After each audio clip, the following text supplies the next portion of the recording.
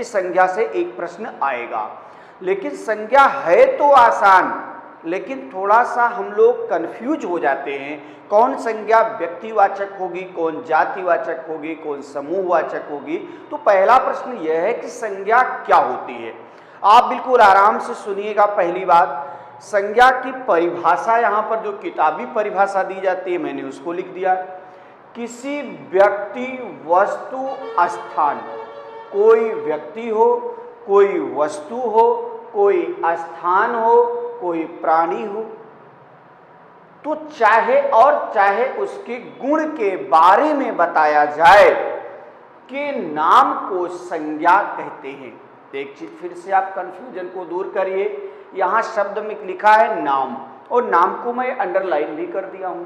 तो चाहे कोई व्यक्ति हो, व्यक्ति का मतलब होता है, जैसे मान लीजिए रमेश, सुरेश, दिनेश, धर्मेंद्र, योगेंद्र, कोई नाम आप ले लीजिए, किसी व्यक्ति का नाम हो। वस्तु का मतलब होता है पुस्तक, घर, मकान, पंखा, कूलर, टीवी, फ्रिज, कोई भी वस्तु का नाम ले लीजिए। कोई स्थान की बात अगर की जाए, जैसे इलाहाबाद, प्रयागराज, दिल्ली, लखनऊ, कलकत्ता, आज कोई भी नाम अगर आप ले लेते हैं तो वह क्या हो जाता है, स्थान का नाम। प्राणी शब्द से तात्पर्य होता है किसी भी प्राणी की चर्चा कर लिया जाए, शेर, हिरण, जीव जंतु, कोई भी नाम आप ले लीजिए, तो उसके चाहे इनका नाम लीजिए और चाहे उनके गुणों के बारे में चर्चा की जाए, तो इसके नाम को संज्ञा कहते हैं। फिर से एक बार जानिए, किसी व्यक्ति, वस्तु, स्थान या प्राणी के नाम को संज्ञा कहते हैं। नाम को ही, अब अगला प्रश्न यह है कि संज्ञा को नाम भी कहा जाता है। एक प्रश्न यह बहुत विवादित बनता है और अच्छा भी है कि इस नाम का मतलब क्या होता है। तो नाम का मतलब है कि जिस शब्द के द्वारा चाहे किसी व्यक्ति, वस्तु, स्थान या प्राणी को पहचाना जाए, उस पहचान को ही क्या कहते हैं, नाम कहते हैं। फिर से जानिए, किसी व्यक्ति, वस्तु, स्थान या प्राणी को जिस तरीके से पहचाना जाए, वह संबोधन करने के लिए जो हम एक नाम देते हैं, उसी को हम क्या बोलते हैं, संज्ञा को नाम भी कहा जाता है। अब जैसे हमको बुलाना है, मान लीजिए लड़का, अब लड़का हमको बुलाना है, तो लड़के को, मानिए लड़का लड़की दोनों इकट्ठे बैठे हैं और हमको काम है लड़के से, हमने कह दिया हे लड़के इधर आ जाओ, तो लड़का आएगा। अगर हमको लड़की को बुलाना है तो हम लड़की को बुला लेंगे। अब कल्पना करिए कि कोई एक समाज है, कोई मान लीजिए एक विद्यालय है, और उस विद्यालय में लड़के भी बैठे हैं, लड़कियां भी बैठी हैं, अब और उनकी संख्या भी ज्यादा है, एक दो नहीं है, 10, 20, 50 की संख्या में बैठे हुए हैं। तब आप क्या करेंगे, तो उसके लिए आपको उस व्यक्ति के लिए नाम देना पड़ेगा। तो किसी को टिंकू बोलोगे, तो किसी को रिंकी बोलोगे, तो किसी को पिंटू बोलोगे, किसी को कुलदीप बोलोगे, XYZ कोई न कोई आपको नाम देना पड़ेगा। और जैसे ही उसको आप पहचान कराने के लिए एक संकेत दे देते हैं, वही क्या होता है, संज्ञा होती है। इसीलिए संज्ञा को नाम भी कहा जाता है। तो अब क्या होता है, अगला प्रश्न, जैसे राकेश, पुस्तक, प्रयागराज, शेर, चीता, हाथी, घोड़ा, इसे हम संज्ञा कहते हैं।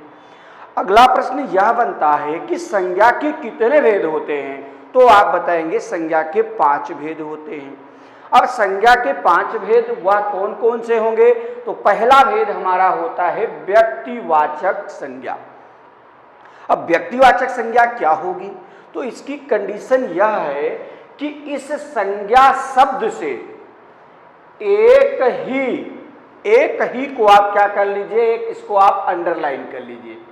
इसका मतलब है एक के अलावा किसी दूसरे का पता ना चले, हम कोई नाम ले और उस नाम को लेने से एक ही व्यक्ति बोले, एक ही वस्तु की बात की जाए, तो उसे हम क्या बोलते हैं, व्यक्तिवाचक संज्ञा के नाम से जानते हैं। एक परिभाषा देखिए, इस संज्ञा शब्द से एक ही व्यक्ति, वस्तु, स्थान या प्राणी का बोध होता है, तो उसे हम व्यक्तिवाचक संज्ञा के नाम से जानते हैं। जैसे कहा जाए, उत्तर अगर हम कहते हैं कल्पना करिए उत्तर, दक्षिण, पूरब, पश्चिम, दिशाएं कितनी होती हैं? 4। अब अगर हम बोलते हैं उत्तर, तो आपको पता क्या होगा कि चारों दिशाओं में से हमने किसकी चर्चा किया? उत्तर की। इससे हमें कितनी दिशाओं का पता चला? 1। इसलिए उत्तर शब्द बोलने से हमें पता चलता है एक दिशा का। तो हमने यहां पर क्या किया? एक ही। तो यहाँ एक ही को लगा देने से आपको यह पता चलता है कि अब जो नाम मैं लूंगा उस नाम से सिर्फ एक ही व्यक्ति का पता चलेगा। दूसरी बात है, जैसे हम बोलते हैं दक्षिण। अब दक्षिण शब्द अगर हम बोल देते हैं तो इसका मतलब है कि हमको दूसरी दिशा का बोध होने लगा, लेकिन दिशा हमें कितनी पता चली? एक ही। इसी प्रकार से अगर हम कानपुर का नाम ले लेते हैं तो कानपुर कह देने से, अब कानपुर कह दिया हमने, कहा तो ठीक है, लेकिन कितने शहरों का बोध हुआ? एक। तो इसलिए कानपुर कहने से ये भी क्या हो जाता है? व्यक्तिवाचक संज्ञा के अंतर्गत आता है। अगर हम भारत शब्द बोलते हैं, भारत, अमेरिका, रूस, जापान, तो इस शब्द को बोलने से भी हमें कितने देश का पता चलता है? एक। इसलिए यह भी क्या हो जाएगा? व्यक्तिवाचक संज्ञा हो जाएगी। अगर हम नाम लेते हैं अमेरिका का, तो अमेरिका कहने से भी हमें कितने देशों का बोध होता है? एक देश का बोध होता है, ये हो जाएगा अमेरिका। यहाँ चांदनी चौक, अब जैसे चौक कहा जाए तो सभी चौक का बोध होता है, लेकिन चांदनी चौक लगा दिया गया, इसलिए सभी चौकों में हमें किसे ध्यान देना है? चांदनी चौक को ध्यान देना है। इसलिए चांदनी चौक क्या हो जाएगी? व्यक्तिवाचक संज्ञा हो जाएगी। अगला क्या है? हिंद महासागर। हिंद महासागर कहने से अगर सागर कहा जाए तो हमें सभी सागरों का बोध होता है, लेकिन अगर आपने लगा दिया हिंद महासागर, इसका मतलब है कि सभी सागरों को छोड़कर सिर्फ हम एक सागर की बात करते हैं, इसलिए हिंद महासागर क्या हो जाएगा? व्यक्तिवाचक संज्ञा हो जाएगी। इसी प्रकार से अगर हम बात करते हैं गंगा की, तो गंगा कहने से हमें सभी नदियों का पता नहीं चलता है, बल्कि कितनी नदी? एक नदी का पता चलता है, इसलिए हम इसे व्यक्तिवाचक संज्ञा। अगर हम बात करते हैं होली की, होली आपके यहाँ आने भी वाली है, तो होली का मतलब क्या होता है कि हमको पता चला कितने त्योहारों का? एक त्योहार, वह क्या होगी? होली होगी। तो होली कहने से हमें कितने त्योहारों का पता चला? एक, इसलिए क्या हो जाएगा? व्यक्तिवाचक। इसी प्रकार से अगर हम दिनों में सोमवार, मंगलवार, बुधवार, बृहस्पतिवार, शुक्रवार बोलते हैं तो हमें कितने कितने दिनों का? एक ही एक दिन का बोध होता है, इसलिए हम इसे क्या बोलते हैं? व्यक्तिवाचक संज्ञा। इसी प्रकार से श्रावण, श्रावण होता है तत्सम और सावन होता है तद्भव। अगर महीने का नाम लिया जाए, श्रावण, भाद्रपद या भादो, आश्विन मतलब होता है क्वार, कार्तिक, अग्रहायण, अगहन, इस प्रकार से तत्सम तद्भव हम आपको बताएंगे, तो वहां पर इनकी चर्चाएं करूंगा मैं। तो इतना जानिए कि श्रावण होता है सावन महीने को, तत्सम में कहा जाता है श्रावण। तो इस प्रकार से आपसे पूछा जाएगा श्रावण में कौन सी संज्ञा होगी, आप बताएंगे व्यक्तिवाचक, क्योंकि श्रावण कहने से हमें एक महीने का पता चलता है। रामायण अगर कहा गया तो रामायण कहने से भी हमें कितने का बोध हो रहा है? एक ही। अगर यही चीज पुस्तक कहा जाता तो पुस्तक कहने से हमें संसार की सभी पुस्तकों का पता चलता है, लेकिन अगर हम नाम लेते हैं रामायण का तो रामायण कहने से हमें पता चलता है एक पुस्तक का। इस प्रकार अब देखते हैं कि व्यक्तिवाचक संज्ञा कौन कौन हो सकती है, क्योंकि हमें यह पता है कि आप अनुभव पर आप काम नहीं कर सकते हैं और कर भी सकते हैं, लेकिन मैं आपको ये मान के चलता हूं कि आपके पास मैटर हो या मैटर ना हो, मैं आपको इतनी बात बता दूं कि आपका काम चल जाए। तो अब देखिए व्यक्तिवाचक संज्ञा का विस्तार कैसे होगा, कहां कहां होगा। तो आप कंडीशन अप्लाई करिए। पहला नाम हमने दिया व्यक्तियों का नाम। अब व्यक्तियों का नाम लिखना है। मान लीजिए हमने नाम दे दिया राजेंद्र, इसी प्रकार से हमने नाम दे दिया राकेश। तो राकेश, राजेंद्र, महेंद्र, दुर्गेश, जगदम्बा, दीपू, सोनू, मोनू, आप कोई भी नाम आप दे दीजिए किसी व्यक्ति का, वह क्या होता है? व्यक्तिवाचक संज्ञा का बोध कराता है। इसको आप ध्यान दीजिएगा। दूसरा व्यक्तिवाचक संज्ञा, जैसे मान लीजिए हम बात करते हैं किसी देश का नाम ले लिया जाए, भारत, रूस, अमेरिका, जापान, किसी भी देश का नाम अगर ले लेते हैं तो वह क्या हो जाता है, कितने देशों का प्रतिनिधित्व करेगा, एक। इसलिए दोस्तों इसको हम क्या बोलेंगे, देशों का नाम अगर लिया जाएगा तो इसे भी हम व्यक्तिवाचक संज्ञा के नाम से जानेंगे। इसी प्रकार से दिशाओं के नाम, अभी हमने इसके पहले चर्चा किया कि उत्तर, दक्षिण, पूरब, पश्चिम में से कोई भी नाम अगर हम ले लेते हैं तो वह क्या हो जाएगा, व्यक्तिवाचक संज्ञा हो जाएगी। इसी प्रकार से किसी दिन का नाम ले लिया जाए, किसी महीने का नाम लिया जाए। अब दिन का नाम जैसे आप ले लेते हैं रविवार, रविवार के बाद सोमवार, मंगलवार, बुधवार, बृहस्पतिवार, शुक्रवार, शनिवार, तो हमें कितने दिनों का बोध होता है, एक दिनों का बोध होता है, इसलिए हम इसे व्यक्तिवाचक संज्ञा बोलेंगे। लेकिन अगर कहा जाए कि चैत्र, वैशाख, ज्येष्ठ, आषाढ़, श्रावण, भाद्रपद, सावन या भादो, तो अगर हम नाम लेते हैं चैत, वैशाख, जेठ, आषाढ़, श्रावण, भाद्रपद या भादो, तो इससे भी हमको कितने का पता चलता है, एक महीने का। अगर हम अंग्रेजी महीना ले लेते हैं जनवरी, फरवरी, मार्च, अप्रैल, मई, जून, जुलाई, तो भी वह व्यक्तिवाचक संज्ञा के अंतर्गत ही आएगा। अगला प्रश्न यह है, पुस्तकों, समाचार पत्रों के नाम। अब आपसे प्रश्न पूछा जाए, पुस्तकों, समाचार पत्रों के नाम। पुस्तक में अगर हम ले लेते हैं जैसे रामायण, महाभारत, गीता, पुराण, बाइबिल, तो इससे हमें कहने से कितने पुस्तकों का पता चलता है, एक। गीता कहने से एक, रामायण कहने से एक, महाभारत कहने से एक, बाइबिल कहने से एक। इसी प्रकार से अगर हम दैनिक जागरण, अमर उजाला, हिंदुस्तान टाइम्स आदि का नाम, हम किसी भी पत्र का नाम ले लेते हैं तो वह क्या हो जाता है, व्यक्तिवाचक संज्ञा हो जाएगी। इसी प्रकार से किसी ऐतिहासिक युद्ध या घटना का नाम ले लिया जाए, जैसे पानीपत का प्रथम युद्ध, प्रथम स्वतंत्रता संग्राम, इस प्रकार से आप उसके बाद चंदेरी का युद्ध, घाघरा का युद्ध, चौसा का युद्ध आदि नाम आप ले लेते हैं, तो वह भी क्या हो जाएगा, कोई ऐतिहासिक युद्ध हुई हो या कोई ऐतिहासिक घटना हुई हो, अगर एक एक नाम लेते चले गए तो वह व्यक्तिवाचक संज्ञा के अंतर्गत आएगी। इसी प्रकार से कोई पर्व हो, कोई त्योहार हो, कोई उत्सव हो, तो भी वह व्यक्तिवाचक संज्ञा के अंतर्गत आएगा।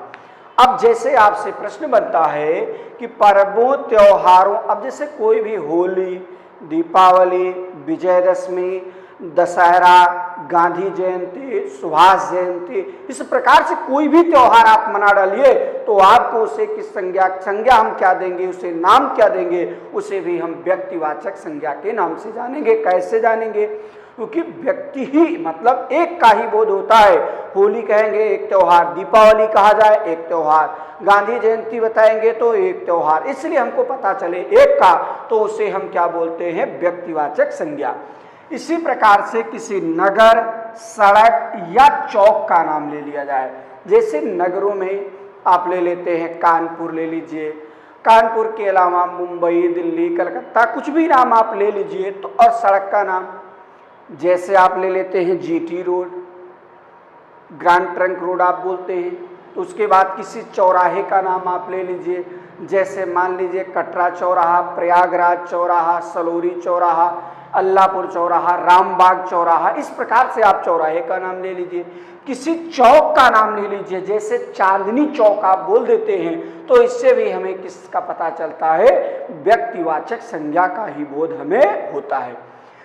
अगर नाम लिया जाए किसी पर्वत का, पठार का, रेगिस्तान का नाम लिया जाए, जैसे हिमालय, हिंद महासागर, तो इस प्रकार से कोई भी नाम अगर हम ले लेते हैं तो वह क्या हो जाएगा, व्यक्तिवाचक संज्ञा के अंतर्गत आता है।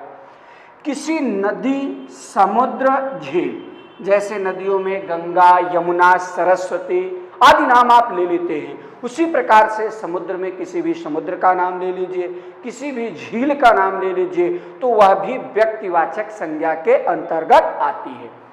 तो आपको व्यक्तिवाचक संज्ञा के बारे में हमने बताया, किसी व्यक्ति का नाम हो, किसी देश का नाम हो, किसी दिशा का नाम हो, दिन महीने का नाम हो, पुस्तक समाचार पत्रों का नाम हो, ऐतिहासिक युद्ध और घटना का नाम हो, किसी पर्व त्योहार का नाम हो, नगर सड़क या चौक का नाम हो, पर्वत पठार रेगिस्तान का नाम हो, नदियों समुद्रों झीलों का नाम हो, तो उसे हम किसके अंतर्गत रखते हैं? व्यक्तिवाचक संज्ञा के नाम से जानते हैं। जैसे कहा जाए आज मैं हिंद महासागर की यात्रा करूंगा, तो आपसे प्रश्न पूछा गया मैं आज हिंद महासागर की यात्रा करूंगा, तो आप क्या कहेंगे? इसकी संज्ञा हो, हिंद महासागर को अंडरलाइन करेगा और पूछेगा हिंद महासागर में संज्ञा कौन सी होगी, तो आपका उत्तर हो जाएगा क्या? व्यक्तिवाचक।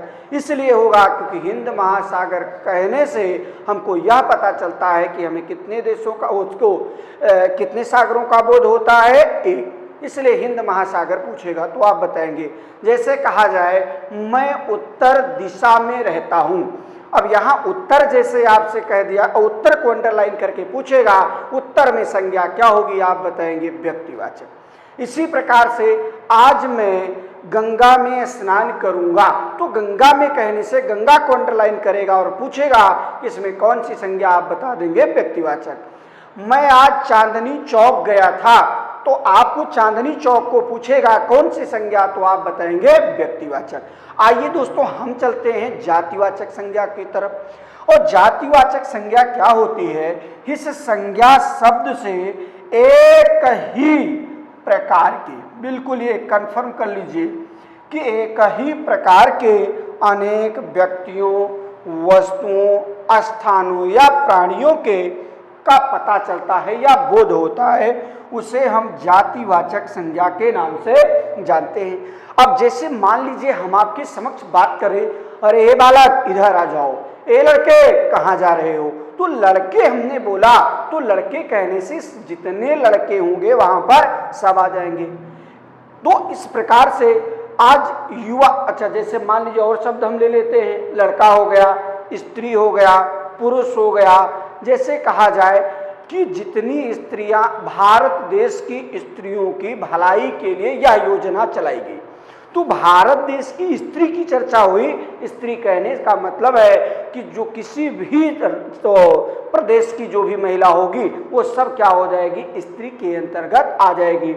इसी प्रकार से पुरुष भी अगर नाम ले लिया जाए तो जितने पुरुष बैठे होंगे सभी पुरुषों का बोध होगा। इस प्रकार से जातिवाचक संज्ञा वह संज्ञा होगी जिस संज्ञा शब्द से एक ही प्रकार के अनेक व्यक्तियों, वस्तुओं, स्थानों का पता चलता है, उसे हम जातिवाचक संज्ञा के नाम से जानते हैं। जैसे स्त्री, पुरुष, बालक, लड़का, लड़की, युवा, वृद्ध, इस प्रकार से शब्द अगर आते हैं तो हम उसे